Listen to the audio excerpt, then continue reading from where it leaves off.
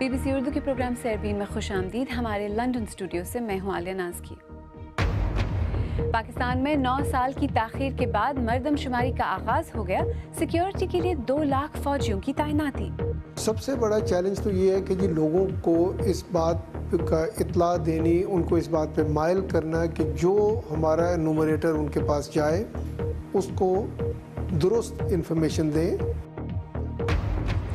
دارالحکومت واشنگٹن سمیت امریکہ کی مشرقی اور شمالی ریاستوں میں شدید برفانی طوفان کے باعث نظام زندگی مفلوج. اور نیپال میں اینٹیں بنانے کی ماحول دوست بھٹیاں، ماحولیاتی آلودگی کم کرنے کی ایک کوشش. پاکستان میں آج سے مردم شماری شروع ہو گئی ہے. مردم شماری ایک آئینی ضرورت ہے جو ہر 10 برس بعد پوری ہونی چاہیے، لیکن تازہ ترین عمل 19 سال کے وقفے کے بعد ہو رہا ہے. تنازعات کے باعث اس مرتبہ بھی مردم شماری فوج کی معاونت سے کی جا رہی ہے. 2 مرحلوں میں مردم شماری کے دوران ملک کے ہر فرد اور تمام آبادی کے گھروں کو شمار کیا جائے گا. پہلا مرحلہ 15 مارچ سے 14 اپریل تک اور دوسرا مرحلہ 25 اپریل سے 24 مئی تک جاری رہے گا. مردم شماری کے لیے ملک کو 8 انتظامی یونٹس میں تقسیم کیا گیا ہے. تمام صوبوں کے مختلف یونٹس میں ایک ہی وقت میں ایک مرحلے کے دوران پہلے سہ روزہ خانہ شماری اور پھر 10 دن تک مردم شماری کی جائے گی. معلومات اکٹھا کرنے کی اس بہت بڑی کارروائی کے دوران 2 لاکھ فوجیوں سمیت تقریباً 3,18,000 افراد تعینات کیے گئے ہیں. گھر گھر جا کر اعداد و شمار جمع کرنے والے ہر سویلین اہلکار کے ساتھ ایک فوجی تعینات کیا جائے گا. مردم شماری کے لیے 18.5 ارب روپے مختص کیے گئے ہیں، جن میں سے 6 ارب روپے فوج کی تعیناتی کے لیے رکھے گئے ہیں. ویسے تو مردم شماری کے تفصیلی اعداد و شمار آنے میں طویل عرصہ لگے گا، لیکن ابتدائی نتائج 2 ماہ کے بعد جاری کیے جائیں گے. پاکستان میں 1998 میں ہونے والی آخری مردم شماری کی راہ میں سیاسی اور تکنیکی رکاوٹیں حائل رہیں. حالانکہ مردم شماری کے بغیر مؤثر منصوبہ بندی کا تصور بھی محال ہے. ہمارے ساتھی ارم عباسی نے اس رپورٹ میں یہ جاننے کی کوشش کی ہے کہ آخر مردم شماری کی اہمیت ہے کیا اور وہ شہریوں کی زندگی بہتر بنانے میں کیسے مددگار ثابت ہوتی ہے. یہاں ہم کھیلتے تھے، یہاں پر بھی ہم کھیلتے تھے. یہ چھوٹے اور دوسری کلاس کا کلاس روم ہے. دوپہر میں بیٹھ کر یہاں لڑکیاں باتیں کرتے تھے. غزالہ 4تھی جماعت میں تھی جب لڑکیوں کا واحد سرکاری اسکول انتظامیہ نے بند کر دیا. ان کی بہنیں، سہیلیاں، دیہات کی لگ بھگ تمام لڑکیاں گزشتہ 8 برسوں سے اسکول کی سہولت سے محروم ہیں. جب بند ہوا، جب پتہ چلا تو میں گھر میں آئی، بہت زیادہ رونے لگی اور کتابیں پھینک دی. کہ پھر مجھے وہ سب یاد آنے لگا کہ میں یہ چاہتی تھی، میرے سپنے بھی تھے کہ میں ڈاکٹر بنوں گی. بہت سارے خواب تھے میرے. اس پسماندہ علاقے میں تعلیم سمیت شہریوں کی بنیادی سہولیات مہیا کرنے کے لیے بظاہر حکومتی پالیسی کا فقدان نظر آتا ہے اور حکومتی پالیسی بنانے کے لیے ہی مردم شماری کی جاتی ہے. تعلیم تو ایک شعبہ ہے. شہریوں کی تمام تر بنیادی سہولیات پوری کرنے کے لیے حکومت پر لازم ہے کہ وہ مردم شماری کرائے. مردم شماری کے بعد ہی یہ تعین کیا جا سکتا ہے کہ آبادی کے تناسب سے کہاں زیادہ سکولز اور کالجز درکار ہیں، کتنے اور ہاسپٹلز تعمیر ہونے چاہیے، بے گھروں کے لیے کتنے مکانات چاہیے، مواصلاتی نظام، تکنیکی ادارے، یعنی شہریوں کی ہر شعبے میں زندگی بہتر بنانے کی منصوبہ بندی میں سنجیدہ ریاستیں اندازوں کی بجائے مردم شماری پر انحصار کرتی ہیں. لیکن پاکستان میں مردم شماری سیاست کی نظر ہوتی رہی ہے اور ماہرین کے بقول یہی وجہ ہے کہ سیاسی جماعتیں اپنے سیاسی مفادات کی وجہ سے مردم شماری میں تاخیر کرتی رہی ہیں. تو مردم شماری شہریوں کی زندگی بہتر بنانے میں کیسے اہم کردار ادا کرتی ہے؟ ہمیں پتہ ہونا چاہیے کہ کون سے وہ ایریاز ہیں، کون سے علاقے ہیں جہاں پہ آپ کو بنیادی سہولیات جو ہیں وہ درکار ہیں، کہاں پہ میگا پروجیکٹس درکار ہیں. کہ آپ کے جو ہمیشہ اکنامکس میں آدمی بات کرتا ہوتا ہے کہ ان لمیٹڈ وانٹس اور لمیٹڈ مینز، یعنی کہ آپ کے جو خواہشات ہیں ان کی تو کوئی کوئی وہ لمٹ ہی نہیں ہے، کوئی حد نہیں ہے، پر آپ کے جو وسائل ہیں وہ محدود ہوتے ہیں. تو آپ اپنے محدود وسائل کے ساتھ سب سے زیادہ کام کیسے لے سکتے ہیں، اس کے لیے مردم شماری جو ہے وہ بہت زیادہ اہم ہے. پاکستان میں 19 برس کے بعد آج مردم شماری کا سلسلہ شروع ہو گیا ہے اور یہ ممکن سپریم کورٹ کی مداخلت کے بعد ہی ہو پایا ہے. ارم عباسی، BBC نیوز، اسلام آباد.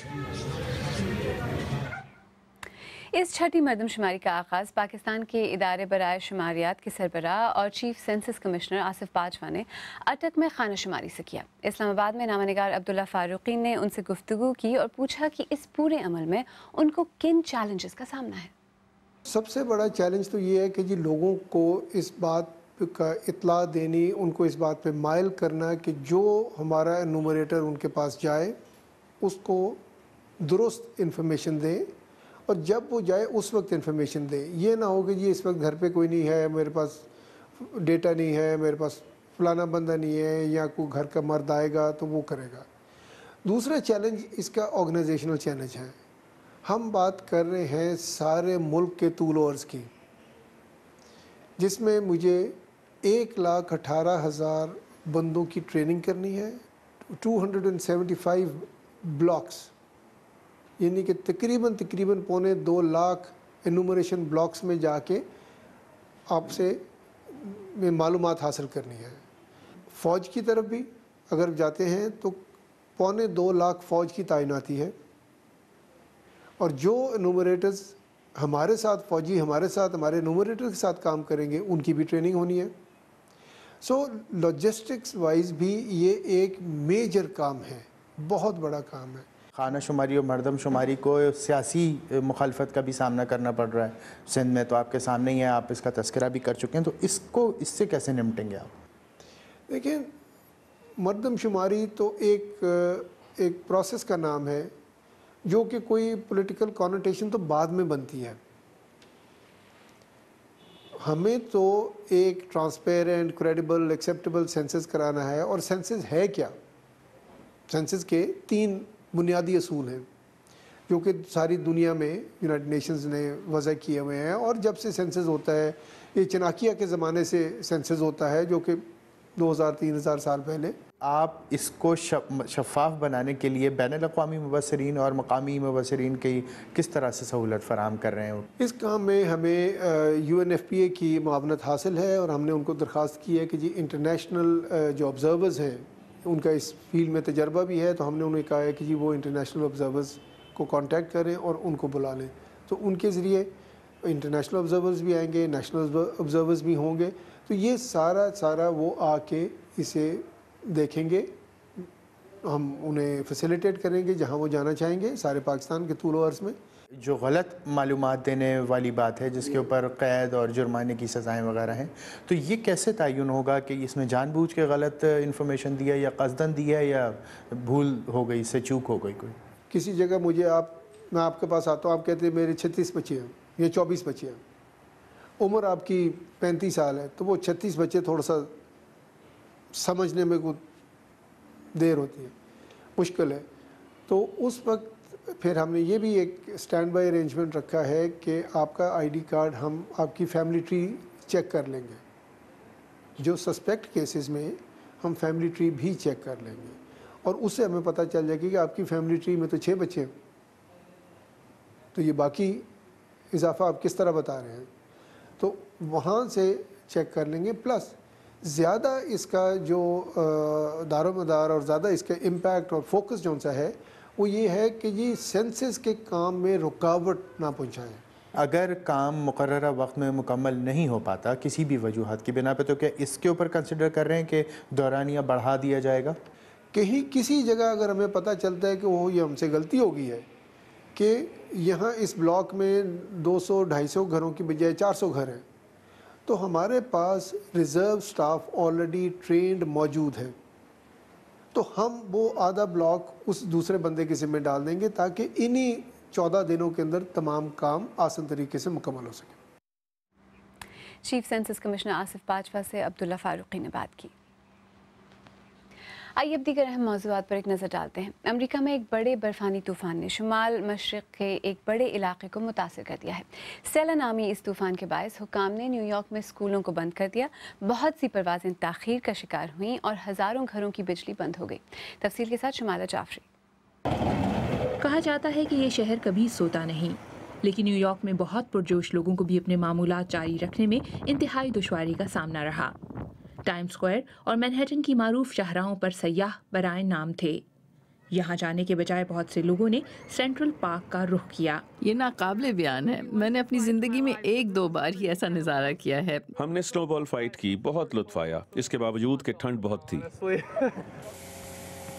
न्यूयॉर्क के लिए बर्फानी तूफान नया नहीं, ताहम हुक्काम ने लोगों को घरों में रहने की हिदायत की थी। रियासत के बालाई इलाकों में चंद घंटों के दौरान 20 इंच बर्फ गिरी। मशरकी बंदरगाह के करीब एयरपोर्ट रनवेज बर्फ से ढक गए और हजारों परवाजें ताखीर का शिकार हुईं। वाशिंगटन में मेट्रो सर्विस मुतासिर होने से आमदोरफ्त का निज़ाम मुअत्तल रहा। ये शहर चेरी के शगुफों की वजह से मशहूर है। इस बर्फबारी ने इनको भी नुकसान पहुंचाया। शमाल में शिकागो और बॉस्टन में स्कूल बसों और गाड़ियों को बर्फ की तहों में से रास्ता बनाना पड़ा। इस साल के आगाज से अब तक अमेरिका के शमाल मशरिक में मौसम निस्बतन बेहतर रहा। तहम स्टेला तूफान ने याद दहानी करवाई है कि सर्दी अभी ख़त्म नहीं हुई। अमरीकी टेलीविज़न नेटवर्क MSNBC ने 2 सफ़ात पर मुश्तमिल एक दस्तावेज़ दिखाई है जो उनके मुताबिक 2005 में जमा कराए गए सदर ट्रंप के फेडरल टैक्स रिटर्न्स हैं। व्हाइट हाउस ने अपने रद्द-ए-अमल में कहा है कि सदर ट्रंप ने $38 मिलियन टैक्स अदा किया है और कानूनी तौर पर उन पर मज़ीद टैक्स अदा करने की जिम्मेदारी नहीं थी।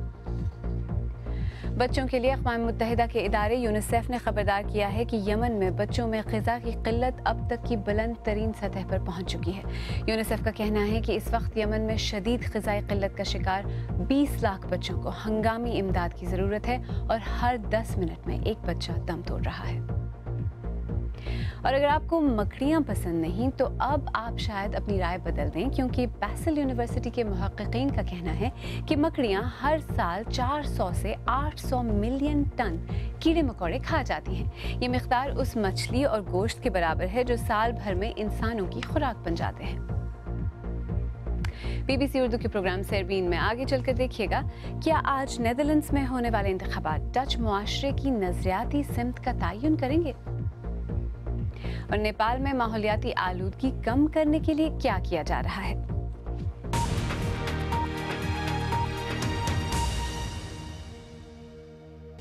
BBC उर्दू के प्रोग्राम सरबीन में एक बार फिर खुशामदीद। मैं हूँ आलिया नाज की। नेदरलैंड्स में आज आम इंतखाबात हो रहे हैं जिनको मुबस्सिरीन यूरोपीय यूनियन से बरतानवी इनखला और अमरीका में डोनाल्ड ट्रंप के सदर बनने के तनाजुर में बहुत अहमियत दे रहे हैं। डच बाशिंदे अब तक बड़े फ़ख्र से ख़ुद को दुनिया का सबसे लिबरल मुल्क करार देते थे, लेकिन अब वहाँ इमिग्रेशन के ख़िलाफ़ ज़बरदस्त सियासी लहर पैदा हुई है और अंदाज़ा है कि इंतहाई दाएँ बाजू के सियासतदान गेर्ट विल्डर्स इस इलेक्शन में ज़बरदस्त कामयाबी हासिल करेंगे। तफसील के साथ काशिफ कमर।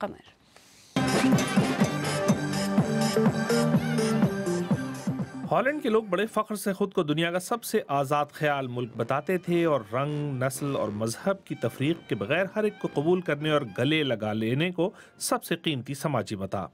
लेकिन यही हॉलैंड इन दिनों शनाख्त के बहरान का सामना कर रहा है। डच होने और कहलाने का मतलब क्या होता है? माजी के बरक्स अब ये सवाल मौजूए बहस है। अपनी आज़ाद ख्याली और तर्ज ज़िंदगी के तहफ़्फ़ुज़ के नाम पर डच बाशिंदे बाज़ बहुत ही तंग नज़र पॉलिसियों को वोट देने पर भी तैयार हैं। दूसरी जंग अज़ीम में हॉलैंड पर नाजी कब्ज़े ने आज़ाद ख्याल डच समाज के फ़रोग़ में बहुत अहम किरदार अदा किया कि मज़हब, नस्ल और समाजी पस मंज़र की बिना पर तफरीक दूसरे बढ़ते तो बढ़ते, डच ऐसा नहीं करते।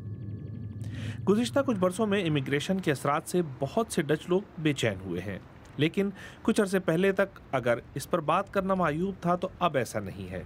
दाएं बाजू के सियासतदान गेर्ट विल्डर्स के बाद ये बहस अब इस्लाम पर मरकूज हो चुकी है। सिल्वाना सिमोन्स ने डच समाज के ढके छुपे नस्ली तासुब पर बात करने के लिए सियासी जमात कायम की तो कोई बहुत अच्छा रद्द अमल सामने नहीं आया। इस मौजू पर सिर्फ बात करने की वजह से मुझे मौत की धमकियां मिली। ये तो दुनिया के सबसे मुतहम्मिल मिजाज समाज के आसार नहीं है। हमें अपनी मुतहम्मिल मिजाजी पर बड़ा नाज था, लेकिन मेरे ख्याल में हमारी सबसे बड़ी मुश्किल यही थी कि हम जिन चीज़ों से मुत्तफिक नहीं होते थे उन्हें भी कबूल कर रहे थे।